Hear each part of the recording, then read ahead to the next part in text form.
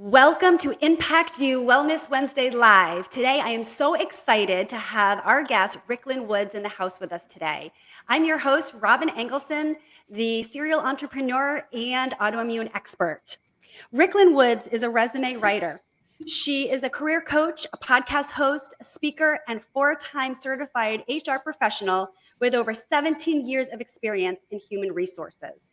She helps her clients discover their strengths and attract opportunities that align with their values, strengths, and natural talents by helping them see their significance and articulate their awesomeness to potential employers on their resumes and interviews. With an extensive background in human resources, Ricklyn pulls back the curtain on the recruiting process from the perspective of the employer, which gives her clients a significant advantage over the competition. She frequently shares career advice and resume writing tips on LinkedIn and has also shared helpful insights on Blavity.com, CareerToolBelt.com, and other media outlets.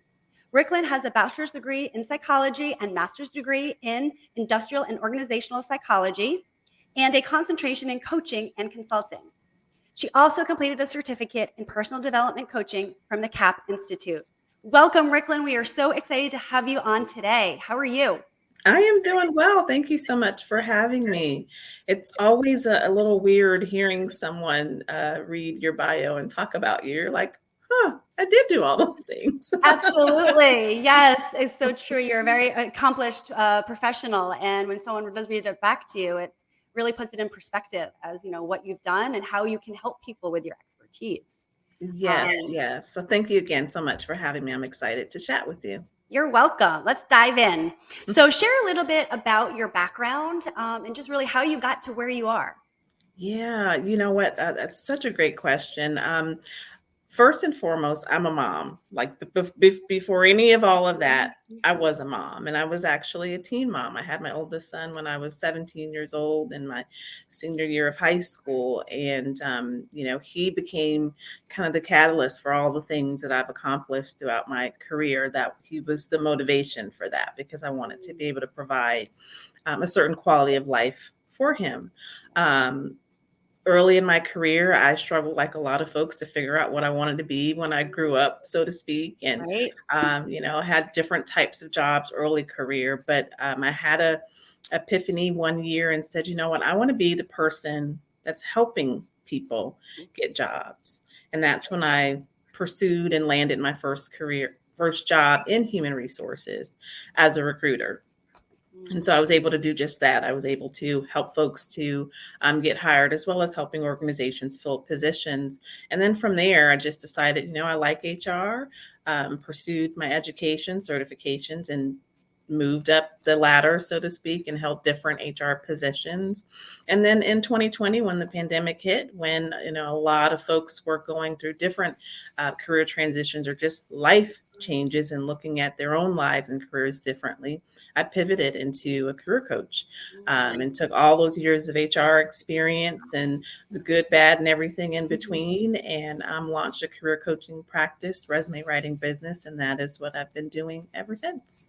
That's fantastic. I love that story, starting with your son and really just being able to use that as a pivotal force in your life and make that your why. And then as it transitions throughout your career, the why can change, but who you're doing it for never changes, right? Right. It's like your son is so powerful as a boy mom as well. My son's a teenager now going into high school.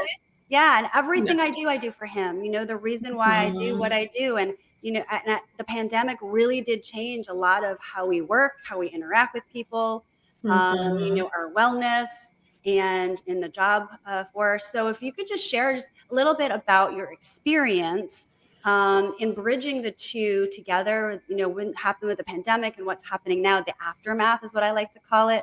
As far as wellness and HR in the workforce. Sure. Well, we spend more hours in the day working than we do anything else on our jobs with our peers and colleagues. And over the last years, we've seen a lot of discussion around work-life balance, work-life integration, whatever it is you want to call it. But I think what 2020 taught us, especially with schools being closed, families being at home, is that, there really isn't a clear distinction between work and home life. Like they're Mm, very much yes. related and integrated. Like most people work to take care of their families. Like I don't know Mhm. anybody who just works because they just love working, right? Right. So they're so it's to take care of themselves and their families. And so throughout the generations, I know for my mom, and her birthday's today, as a matter of fact, Oh, we're happy recording birthday. this episode. But she grew up in a time when, you worked because you had to have a job. Mhm, You didn't have to like what you did, but you had to have a job. But I mhm. noticed with my generation, even my kids' generation, that thought process is changing. People want to do work that they enjoy doing and work that brings them joy. And I Yes. think in 2020, a lot of people gave themselves permission to say, you know what? I don't like the way this work is making me feel. Like this is Yes. totally killing me Mhm. mentally, Yeah. emotionally. And I want to do work that brings me more, a greater sense of well being. And there's a huge correlation between the work we do, how we feel, and even our physical well being. I mean, there are folks who are experiencing stress and, mental stress, physical stress, and it's directly related to their job. And oftentimes, Absolutely.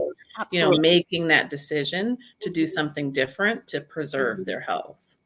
Absolutely, 100% spot on. I know with autoimmunity, I have Hashimoto's thyroid autoimmune disease and Mm, hypothyroidism, and I work with a lot of moms that have the same or another, and or I should say, because when you have one autoimmune, you always have more mhm, autoimmune diseases, and it's debilitating. It's a debilitating mhm. disease. It's not life, threatening, but it's life changing. And Yeah. having to have that balance between working and being at home and taking care of the family and the kids, it truly is a balance. And the health and Mhm, how I love what you said about how you feel and you want to have more joy mhm, in your life. That's what the pandemic really taught us. And a lot mhm. more people work from home so they can have that be with their kids. But then what you mentioned, it's kind of you can physically work 24/7. And Yeah. so where's the balance in that? And then the aftermath Mhm. of, people are still working from home, but some people are back in the office. And how do you transition? So if you could talk just a little bit about what your thoughts are on that and the transition and the well-being, especially having an autoimmune disease. What are your thoughts on that? Yeah. You know, one thing I love about where we are today is that employees and people have more choice Mm, in terms of where they work, what kind of work they do. So when I work with my clients, one of the first things we do is we go through kind of a clarity process and mm, really understanding what is it that you want in your next opportunity. Like take off any boundaries, like just mm, lay it out there. If you want to work from home, let's put that on the list. If you want mm, a manager who's understanding, put that on the list. mm, What are some of the benefits that are important to you in your next organization? So getting clarity about what it mm, is you want and need for your life mhm. and going after that. Sometimes people Yes. are afraid to limit their opportunities by being so Mm, specific.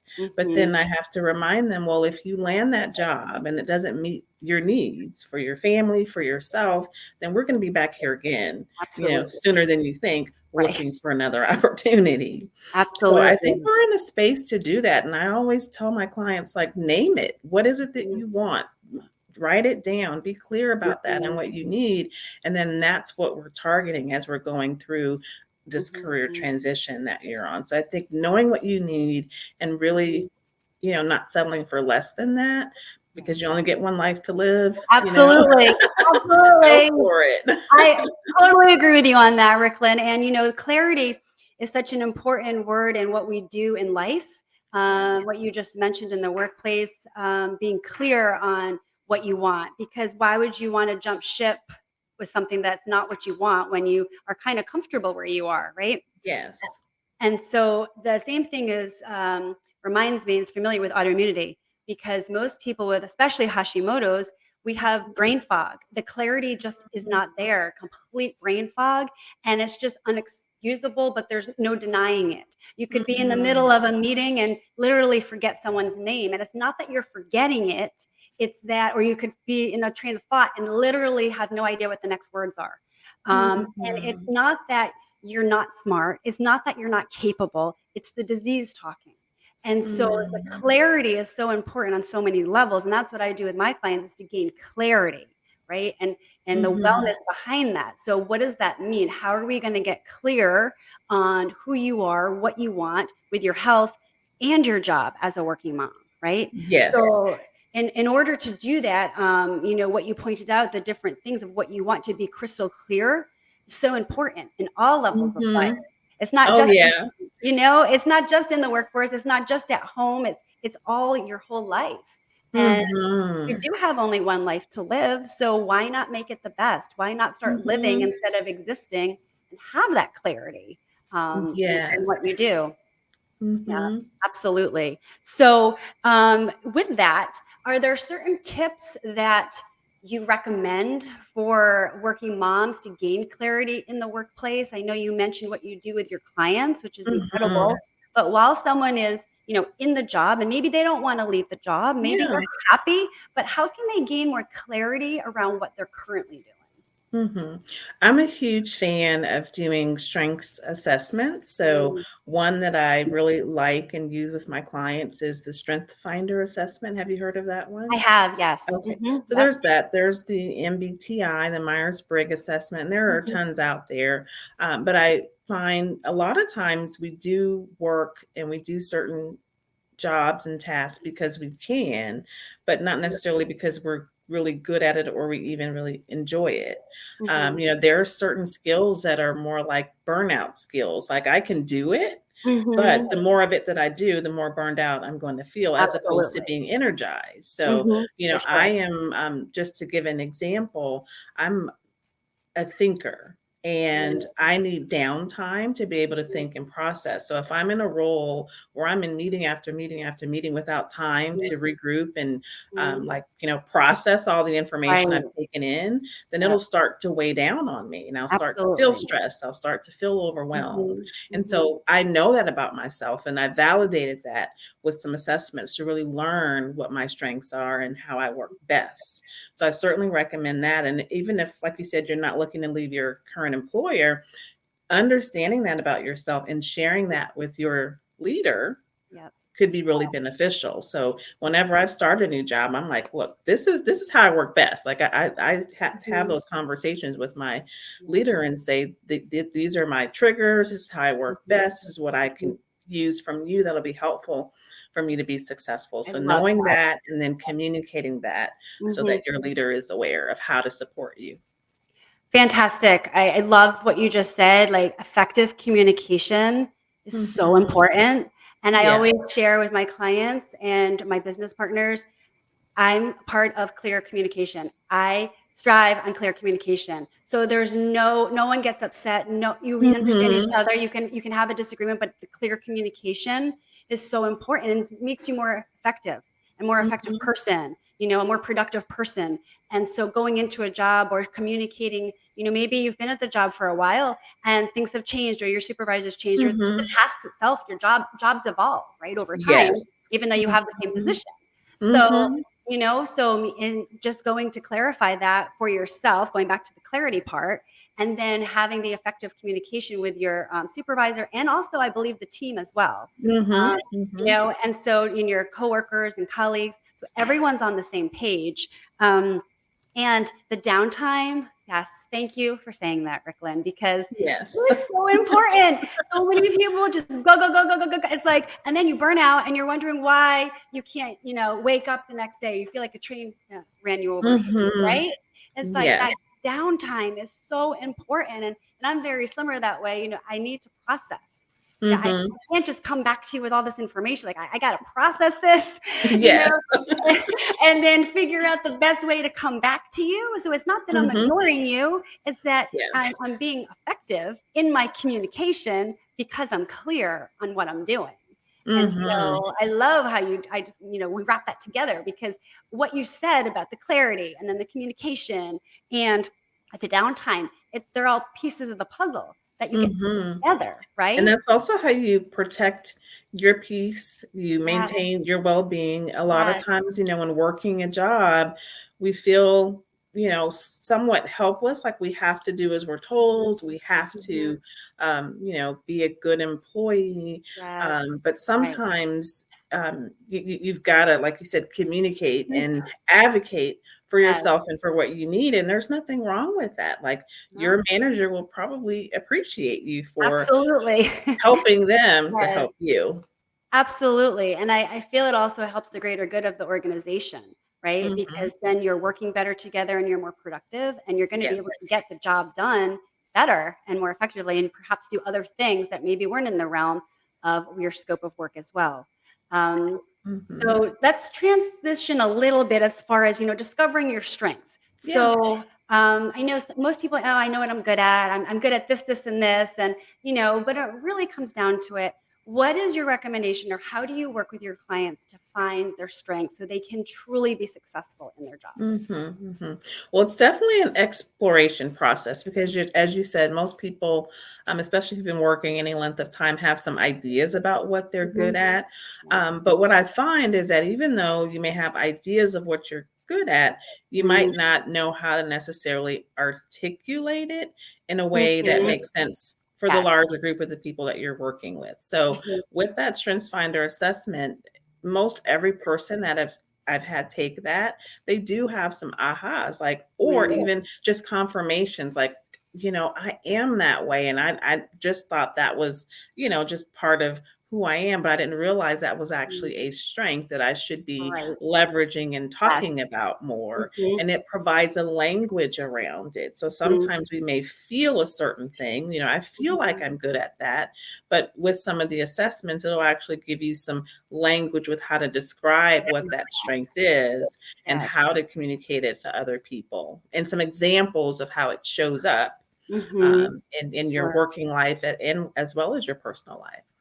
Absolutely. I truly believe languaging is everything in all areas of life because Hmm. it's the effective communication that we get to show other people. If we can't effectively communicate with our languaging, our strengths, or Yeah. our weaknesses for that matter, too, in the Hmm. workplace, Hmm. as well as with our partner, with our kids, then it's going to be a downhill battle and it's going to be tough.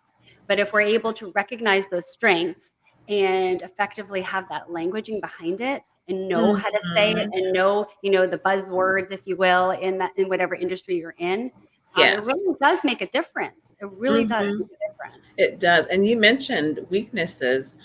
When you're looking at your strengths and assessing for your strengths, that's often when your weaknesses become even more Mm, clear. yes. Because you'll Yep. learn, well, and then it might even make sense. Like, why are you feeling so anxious Mhm. when having to do this particular Yep. task? Yep, makes sense. Because that's really not your sweet spot, and it's an Mhm, area that's much more difficult for you mhm. to do than others. So sometimes just better understanding and like getting the permission Yes. to, like, what, this is not what I'm really good at. And what I love about strengths finders, and this is not to promote them or anything, but I think it's important to note, they Mhm. don't necessarily suggest focusing on improving your weaknesses. They Mm. focus on leveraging your Mhm. strengths, because Interesting. sometimes there could be a lot of emphasis on focusing on what we don't do well, and Mhm. improving it and getting better at it, but Yeah, that's not really what our sweet spot right. is. Absolutely. And I think it's so important to find that sweet spot because it may not be what you think it is because you could be doing something that everyone told you should be doing since you were a child. Very But true. but is that really what you wanna do? Is that really what your strengths are? Are you leveraging I love what you said, the leveraging. Are you leveraging your strengths and leveraging the weaknesses Hmm. for the strengths? And Right.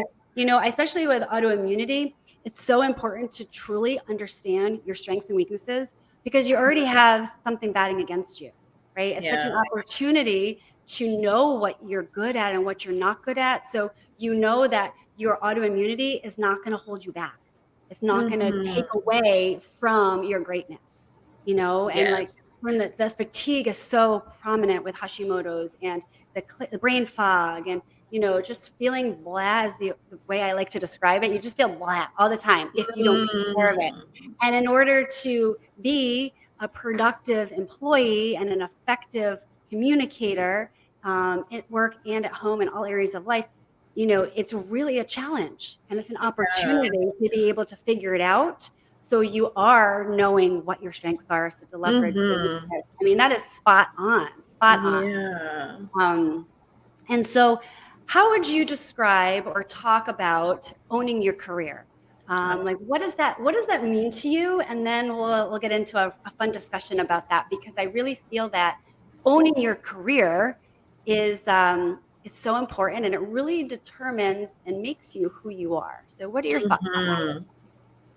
I love that question. So for me, owning your career is, really being clear about what you want and going for it, Mm-hmm. no matter what. So I'll give you an example. I was having a Okay. conversation with a client just yesterday, and he's Mm-hmm. in the middle of a career transition, and he said that he was nervous about this career transition. I said, well, if you could be a little bit more specific, what are you nervous about?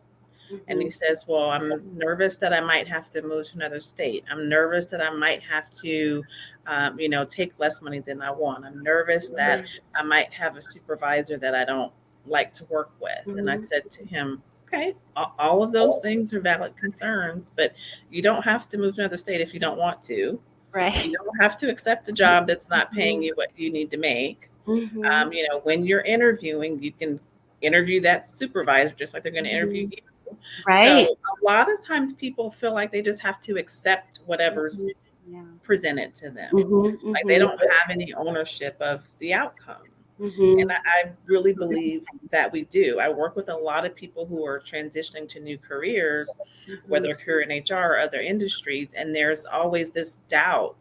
Can it mhm. can it happen? Sure, it can. Yeah. Now, that doesn't mean it's not going to be work. There are Mhm. some things you have to do strategically to make it happen. But Right. when you own your career, you have the Mhm, belief and the mhm, faith that whatever it is your heart's mhm. desires, you can manifest that with the right Absolutely. strategy and putting in the right work. I agree with you. It's really comes down to the mindset. Like, do you believe it or do you not? Because if you want it to happen, it will. And if you really believe it's not going to happen, it It won't. won't. I mean, it's really Exactly. black and white here, right? And so, and being able to manifest something, I think, is something that most people really don't either understand or believe in. But I Yes. know with my clients, and it seems like with yours as well, Ricklyn, you really work with them on understanding that it is possible. You can change Hmm. on your terms, Yes. and the past doesn't define you at all. It just makes you who you Hmm. are, but you get to change that. You get to rewrite your story that works for you and what you want. Yes. Yes. Absolutely. That's Mhm. what that means for me. Yes, for sure. And I love, we just, if you don't want to move, you don't have to move. There's Hmm. options. There are options out there. And, Hmm. especially I know with autoimmunity, sometimes we feel like there are no options because we're so Hmm. exhausted all the time and the brain fog is like so bad. And even though we have these strengths and we've leveraged the weaknesses, there's only so much we can do in the day. But Hmm. when we have the plan in place, like what you mentioned, the same, very similar, right? The wellness and the careers go together. When you have the Hmm. plan for your life, then anything's possible, right? Yes, for sure. Anything's possible. And you can manifest whatever you want, however you want it. Hmm. And yeah, working with a professional is a great way to be able to do that, because it's really hard to do it Hmm. on your own. Um, Yes. And that's definitely the role that I play with my clients. I mean, I'm mhm, probably very similar to you. I'm mhm, cheerleader someday. One day I'm strategic advisor. The next mhm. day, Yep. I'm playing devil's advocate with Uh-huh. them. So, but having that support system in their corner to really remind them who they are and what they're Absolutely. capable of is a huge Mhm. part of what I do as a coach. Absolutely, and similar for me as well as the accountability. When you Mhm. have someone that's holding you accountable, you're more apt to get what you want and continue and follow through Mhm. with it versus settling for a life of just existing. And Yes. so that's just so prominent, and I think with most coaches, right? But it really depends on who the coach is, of course, just to be able Mhm. to have that relationship with the accountability, holding that person accountable for what they want and what they want Yes. to manifest in their life. Mhm. And talk a little bit about navigating the career journey. A lot of times we start with jobs. Some people stay at jobs for their whole career. Some people bounce around. What are your thoughts on that? And how is the career journey shaping up currently in the world? Yeah. And you're absolutely right. Everybody's journey is going to be different. Mhm. Although we do live in a time right now where things have changed. Like you mentioned, there are people who stay at jobs for years, but we're seeing less and less of that, especially Mhm. as the economy is changing. We're seeing all these layoffs in mass Mhm. numbers. But it is important to like be kind of the architect of that journey. You get to Mm, decide. I love that. It falls in line with owning your career. However, I would say the journey is more about being strategic about what your Mhm. plan is, thinking the next move and the next move, the next move thereafter. So I Right. often work with people on, short-term goals and long-term career goals, and then we map Mhm. that out. What does that look like, and what is it going to take for you to get there? So that's not just Mhm. the places you'll work, but it's maybe the certifications you need to pursue. Mm. It's the continuing education that you'll need to do. What are Mhm. some of the skill gaps that you are going to need to close to get to where Mhm. you want to be ultimately? Mhm. And then making sure that in your current role, you're seeking out those opportunities to develop Mhm. those Sure. skills that you might be lacking. So it's really Mhm. about taking a holistic approach, looking Mm. at where you are, where you want to go, and then Mm. filling in those gaps in between and understanding that you might not be able to get what you need at this Mhm. particular job. And if you really Right. want to get to this place, it may Yes. mean making 2 or 3 moves to get there, depending Mm. on what the goal is. Yes, I totally agree with that as well. And I love what you said about the holistic approach, and that you might not be able to get to where you want in one jump or from one career Mhm, to the next. You might have to do multiple in between or certifications. And so that is very similar with autoimmunity. The holistic approach mhm. is what I agree with, is how I coach. Because when you have a holistic view, you're able to take care of your whole body, not just the disease that we're treating. And this, I think, from what you said, this is very similar with your job, that it's not just Mhm. this one job that you're taking care of, right? Yeah. Or it's the whole journey from start to finish and mapping out that plan.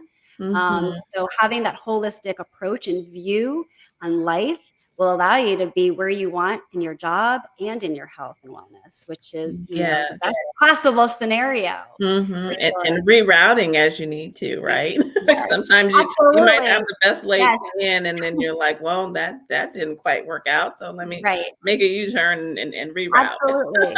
Absolutely, because the path is never straight. It's always, which way are Mhm. you gonna go? And if it's not working, just go the other direction. It's okay. It's Yes. okay. It's gonna be okay.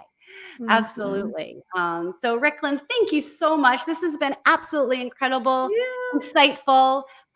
If you could share with us, how if people want to get more information about you and your coaching services, how can they contact you? Absolutely. So, LinkedIn is my platform of choice. So, I can definitely be found on LinkedIn. My profile is just Ricklyn Woods, or you can visit my website at ricklynwoods.com. Amazing. So I'll go ahead and drop those links down below in the comments and the show notes. And I am just so thrilled that we were able to have this conversation about wellness and career, all tied together for a healthy, active lifestyle. So thank you so much, Yes. Ricklyn. I really appreciate you. Thank you again for having me. It's been an enjoyable conversation. Absolutely. You're welcome.